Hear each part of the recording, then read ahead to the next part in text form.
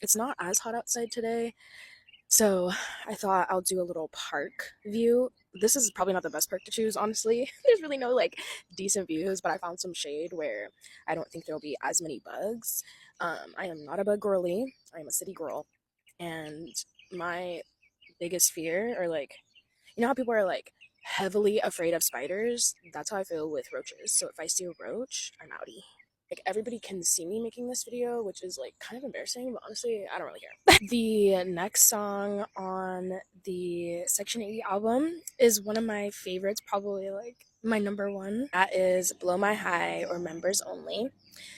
So when someone like blows your high, it means they like come in and kind of ruin things. And so this could partly be kind of talking to Drake and saying that, Drake has come in and kind of ruined the game and the way that, hip hop and rap is seen and pushed in the industry, and just like the always trying to get music out fast, dropping multiple projects without taking the time to really like put effort into it and make good classic albums. And so, when he says members only, meaning only true rap artists and people from the culture like able to be in the club. Um, and then throughout the song, Kendrick either mentions or uses samples from Pimp C, Aaliyah, and Left Eye, and those are all hip hop slash R&B rap artists who passed away early. Smoking eye pouring up, keep that lean up in my cup. All my car got leather and wood, in my hood we call it We book. start off with the chorus, and Kendrick sings, "Smoking out, pouring up, keep that lean up in my cup. All my car got leather and wood. In my hood, we call it buck." So this first part is a rendition or like an interpolation of Pimp C, and Pimp C is a Houston rapper, and I kind of grew up on Pimp C and all like the old OG Houston rappers, because my dad is from there, so he would play like a lot of that. And so I think that's why I like this song so much, because I instantly heard it and I was like, oh, like I don't know, I just love it. But yeah, he says this in Big Pimpin'. So this first part, I also thought that Kendrick could also be saying, having lean in your cup, which is a slang term for cough syrup, and oftentimes they'll mix it with Sprite. And my dad was kind of explaining to me that in the Houston like rap culture, it kind of came from the rappers there, like the use of lean and talking about it in their songs. And so Kendrick could be saying that, like, most rappers or people who are represented in the industry are talking about engaging in substances, smoking out, pouring up, drinking, things like that. And then in the next line, when he says, "All my car got leather and wood, in my hood we call it buck." So buck is a type of deer, and so they could be talking about like the skin of like the seats in your car. But buck is also like a slang term for money, and so he could be also saying that us having these extravagant old school type of cars, it shows that we have money. And so again, Kendrick just trying to show how Drake probably aspired to be like that, and then goes to talk about it in his music. He does it to fit in, and especially in regards to the Houston rappers, because as we've mentioned before, Drake is often co-signed by like Jay Prince or people who are often associated in Houston. Everybody want a ball, holla at broads at the mall, saying, everybody wants to have all this money and go to the mall and get girls and show how much money they have and can spend on them. And then he says, "If he up, watch him fall. I can't fuck with y'all." So he's talking about here, I think, Drake and the people that support him. Then he says, "Pussy ass hoe ends. I can't F with y'all." Then he says, "Bees all up in my business. I can't F with y'all. Industry of counterfeits. I can't F with y'all." So again, a counterfeit is, fake money. And so he's again saying, I don't F with the people who aren't real, who aren't speaking, about the things that they have done or things that have happened to them in order to kind of connect with people and help push better messages. But not even just that, also just like people who aren't really caring about the music and the art. They more so care about the popularity, the music, and or sorry, not the music, the money. And everything that comes with that. In verse 1, Kendrick says, taking off when you landing, bitch ends gonna throw tantrums. So he's saying, I'm on the way up to the top while you're declining. And this is kind of like a foreshadowing because even right now, like Kendrick is going up, from dropping Not Like Us, it receiving multiple Grammy, or not receiving, but being nominated for multiple Grammys, him headlining the Super Bowl. He's gonna drop an album soon. Like, he's still rising. Meanwhile, Drake hasn't been on, streaming on the top charts in how many months or weeks now? And, you can see that his hype is starting to decline. This next line, and he says, bitch ends gonna throw tantrums. We know that after Kendrick got on Control and called him out, he threw a tantrum about it, the same way he's doing now, crying and saying, oh, I thought we were cool, blah, blah, blah. And in Control, Kendrick even said, like, this isn't personal. I'm just, trying to show y'all that I'm ready. I'm up to it. I'm up for the battle. Like, compete with me. Show me what you got. And again, Drake throws a tantrum about it. And now we can, put Cole in there, but I'm not even going to continue with that.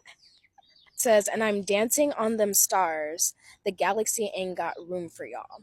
So this is kind of a wordplay for Dancing with the Stars. And in that show, there's trained dancers who are like, pro dancers. And then you have stars who maybe haven't danced before or, don't usually dance. They're more like actors, singers. They have like an Olympian in this season.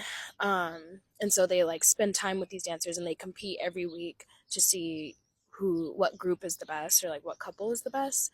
So it could be wordplay on that, but also saying, so good, and he's on the rise in his career that like he can just like dance on them. And that's kind of like another colloquialism for just being better, not necessarily teasing, but just being able to like celebrate how much better and good you are. And the galaxy ain't got room for y'all. He's saying here, like, the world and the planet doesn't have room for these counterfeits, these people who don't care about the culture, who just want the benefits from it. Fuck with y'all. So the sun is actually rising a little bit more. It's getting a little bit more spicy out here. I don't even know. I honestly can't see anything. I think just because the way the camera is facing and the sun, can't see the screen, so we'll see if y'all can see me. But continuing on, he says, ain't nothing gonna happen soon for y'all. Well, I'm here, and every day I hear your BS self pity, reason why you never dealt with me. So, again, I think he's talking to Drake, saying, Drake often victimizes himself in his songs. When he's talking to other people in the interviews he did, it was, oh, well, to my face, Kendrick seemed like this cool guy and we were all good. And then he goes behind my back and says this. Again, Kendrick said in the Control song that it was supposed to be just a friendly competition, nothing more than that. It's Drake that takes it personal. And so he's saying, that's why you've been so hesitant to deal with me, because I'm going to, whatever I say, I'm going to follow through with. And I'm going to put up a battle for myself. Even if I lose, like, I'm still going to try. I'm still going to put up a battle. Whereas with Drake, he's just over here crying about it. And he says, reason why your girl dealt with me, hands up in the building, we get busy and say. And I don't know if Kendrick is specifically saying a specific girl or if he's just kind of like talking his shit here. But if you think that it's someone else, put it in the comments. The pre-chorus, Kendrick says, R.I.P. Aaliyah, R.I.P. Yep, R.I.P. Aaliyah, R.I.P. Yep. That's exactly what this sound like. So Drake was obsessed with Aaliyah. And so this could be Kendrick kind of calling him out and just giving him more hints that I had to change views because my phone overheated. Like, it's literally October and my phone is overheating. I mean, you can guess where I'm at, where I live. What I was saying is this could also be Kendrick, just calling Aaliyah out and respecting her for what she provided to the culture. A to the L-I-Y-H, give it up 2 times, then give it right back, don't blow my high. So he spells out Aaliyah, and then, tells us to kind of like pay our respects to her. Two, he says, look at my life, then look at yours. Get some ambition while you bored. So again, telling, his peers or competitors in the industry, look at your life, look around, and look at mine. Examine how you may be just kind of sitting around waiting for the next big break, or waiting for someone to hand you something, whereas I'm here working for it, trying to figure out new ways and constantly. Time will never wait on no man. Society will never hold your hand. Ends like to gossip like bees. So again, he's saying you have to get up and do what you got to do to chase and accomplish your goals and dreams. You can't just sit around waiting for someone to hold your hand and walk you through it. Obviously, if you need help, then ask for it, but no one's just gonna like offer you something just because you want it. You actually have to work. Then him calling out people, men specifically, saying that they gossip like women, and got him thinking that they don't even like them, which I think this is a direct shot at Drake, because Drake is always talking about his exes and blaming them for why the relationship didn't go wrong or right, you know. But like, if you really listen to his music, like, you can tell that at the end of the day, he just is like not even trying in the relationship. He's always just saying like, "Oh, I know you want more, but I have goals and dreams to chase." Okay, then why are you in a relationship? Like, go ahead and chase those goals and dreams, and don't bother someone else if you're not going to take them with you, or if you're not still going to find time to be in that relationship. And if you're constantly talking down on women and bad about them, then like, do you even really like them? Or are you just in competition with them? Wonder what's behind them Ray-Bans. Eyes of a coward, I understand. So this is kind of a wordplay. Both Stevie Wonder and Ray Charles both were blind and wore Ray-Bans. And there's that saying, the eyes are the window to the soul. So Kendrick is kind of wondering if what he sees on the outside of Drake is what's on the inside of him. Like, does he have more depth to him? But then he says, eyes of a coward, I understand. So as he's looking into Drake's soul, into his eyes, he can see that deep down, like, Drake is not about what he talks about. He just kind of is scared that, he is going to be exposed for being a fraud, that he's not going to be accepted. And he's letting that fear, he let that fear actually, you know, ultimately probably going to be the downfall of his career. Although I will say he was more brave to actually try against Kendrick. Like, actually, maybe that was just his pride taking over, but. As ends like to gossip like bitches, sip Dom Perignon when we finish, we say. So, Dom Perignon obviously is a champagne. And then we get into the pre chorus again. R.I.P. Aaliyah, R.I.P. Yup. R.I.P. Aaliyah, R.I.P. Yup. That's exactly what this sound like, but never will I ever forget Left Eye. So again, Left Eye was a rapper who passed away early, or was, I think, killed early. Roll up, put a ribbon in the sky, and a button on your lips, don't blow my high. So when he says roll up, put a ribbon in the sky, the imagery of like smoke coming from a, what do I call this? I can't say the actual word, but from a doinker. um, you see like that, the image of the smoke coming out is kind of like a ribbon. And so he's saying, we're gonna roll up and smoke one for you. And that's kind of like a slang way of saying that they're gonna respect you. And then when he says a button on your lips, don't blow my high, he's telling, Drake, but other people, like, shut up and don't blow my high. And then the bridge, it's Kendrick and Aaliyah.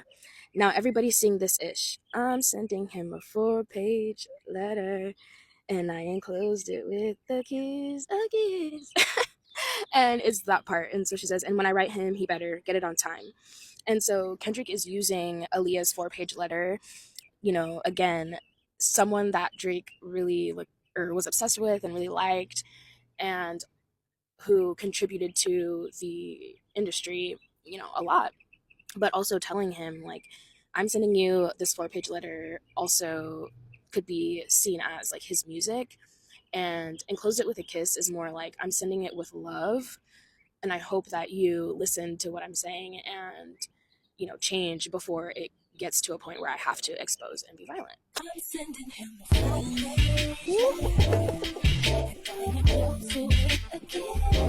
with look at my life and look at yours, get some ambition while you bore.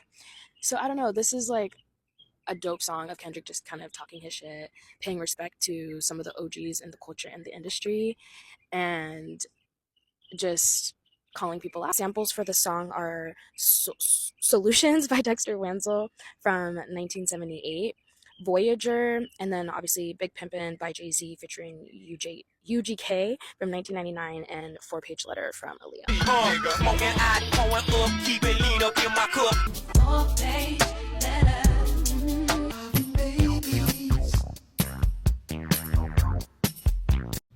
One more thing I forgot to mention about the song in the first part, when in the chorus, when Kendrick is saying like smoking out, pouring up, he uses the chopped and screwed type of like vibe of it, and chopped and screwed comes from Houston. So again, just paying homage to the OGs from Houston. But also be I feel like I'm always saying that it could also be but yeah, it could also be, you know, him specifically using these certain references to signal to Drake, and then us, if we're tapped in and actually like, you know, figuring things out and stuff like that, that this is about Drake and he's speaking, you know, about him.